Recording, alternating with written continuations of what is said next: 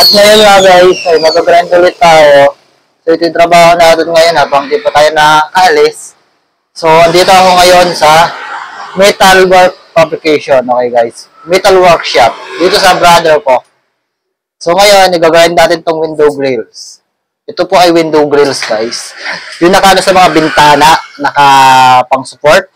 Yan, yung mga frame na nakikita nyo sa labas. So ito po yun, window grills po tawag dito. Okay guys, so ano pa? So simulan na natin, sinimulan ko na. Kanina pa ako nag-grind at ngayon tatapusin ko na. So let's go!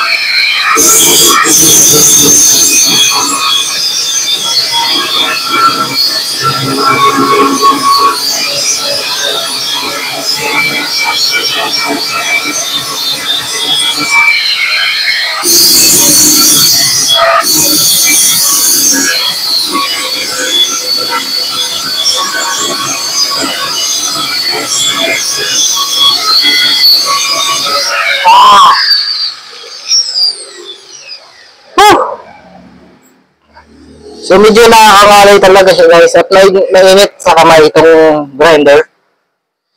Yan, umiinit yung kanyang coil, yung kanyang motor. So kailangan natin ng rest ng ilang mga segundo para ano ulit. Tsaka yung kamay natin medyo nakakangalay talaga siya mag-grind. Okay guys, swing lang natin siya. Like this.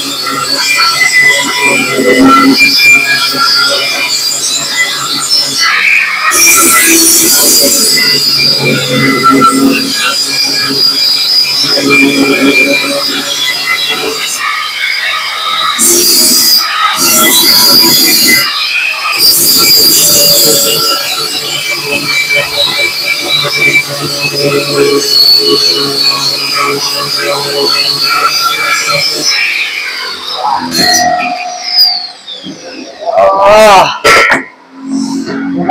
ano talaga siya guys sa kamay. Nakakapagod siyang ganun. So, medyo papudpud na rin tong grinding disc ko. So, buhusin ko na lang to. Buhusin na lang natin. Mayroon naman akong pamalit dyan. So, kunti na lang. Ilang peraso na lang. Pagkatapos natin guys, kaya pala natin to ginagrind. Ito mga pinag-weldingan na to guys. To. Ginagawa natin siyang ganito. Ginagrind natin siya para malagyan ng masilya. Para pumantay siya. Ayan guys.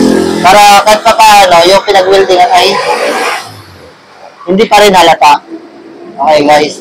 Na kapag kinapa mo, akala mo flat lang siya. Akala mo wala lang. Ganon. Para maganda siya tignan, malinis siya tignan. So marami na kaming nagawang ganito. Marami na kaming kabitan. So hindi na namin mabilang. So tuloy-tuloy lang. Tuloy-tuloy lang tayo guys. Tuloy-tuloy lang. Tuloy-tuloy lang sa pagtanggap ng client ng ating mga bagong projects. So yun. So masipag kasi ang kuya ko maghanap ng clients at masipag siyang tawag doon. Kumbaga sa tindero, mabenta siya. So ako, helper niya lang ako. Dahil nga meron akong tinatarget. Hindi naman talaga ako nakapokus dito, pero habang nandito ako, ay tinutulungan ko siya. So yun. So ngayon, habang nandito pa tayo sa Pilipinas, so samantalahin natin yung araw na makatulong tayo sa brother natin. So yun guys. So medyo matapos na rin to. Babaligtarin ko pa to. Itong kabila naman ito, hindi pa ito na-grind eh. Pagkatapos nito, masilyahan. Pagkatapos ng masilya, liha, para kuminis, para magpantay, saka natin siya pipinturahan. So mamaya na pintuan, bahala ulit.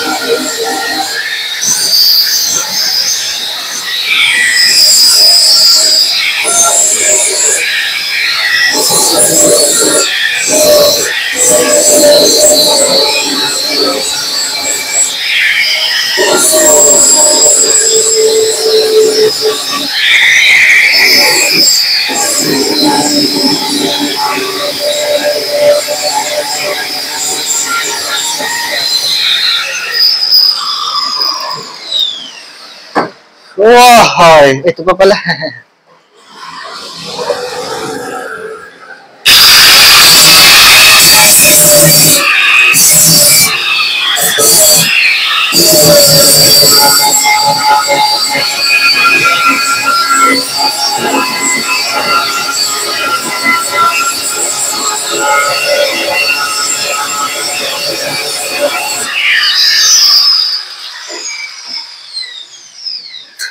Okay. Nahulog.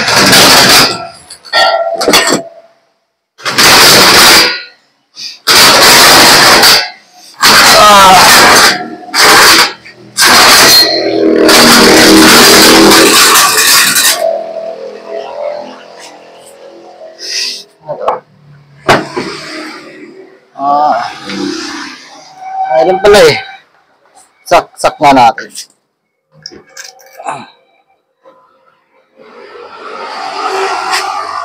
Down charger ka pala eh. So, yon. Yung helmet natin ay nahulog.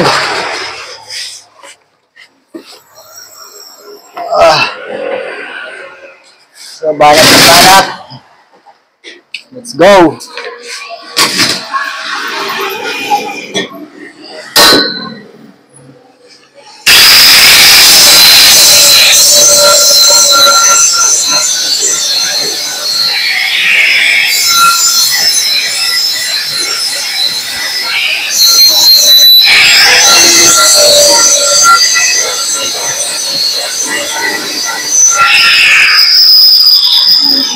Palitan muna natin yung bala. Palitan na tayo ng bala ng grinding disc, okay guys. Palitan natin to. Okay. Bunutin muna natin itong kanyang nail plug. Tsaka natin siya palitan ng grinding disc. So, hindi ko na siya ginagamitan ng wrench. Kasi alam naman natin na kapag nasa ganitong trabaho ka, kailangan natin apurahan. Parang so, hindi ko rin alam guys kung bakit tinatagal ng mga gumagawa talaga ng mga ganitong class, yung mga ganito nagtatrabaho. Hindi ko alam kung bakit nila tinatanggal tong cover ng part ng desk, lagay ng desk. Hindi ko alam kung bakit. Para sa akin, dapat meron para for safety. Ewan ko kung bakit nila tinatanggal.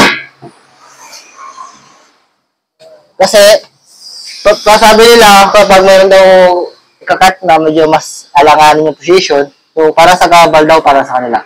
Pero para sa akin, hindi eh. Buwang ko sa kanila. So guys, balat. Tapusin lang natin to guys. Itong part na to, the portion na to. Then, baligtarin na natin. Okay guys.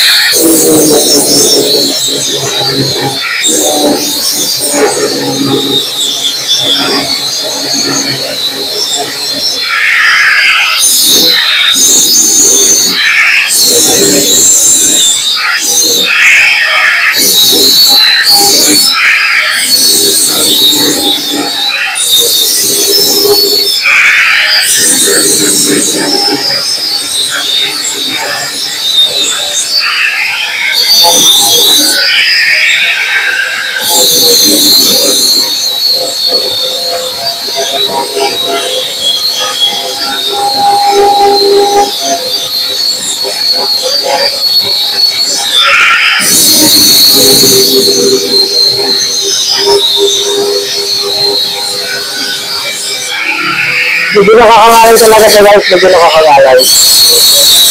Nakakangalay sa kamay ko.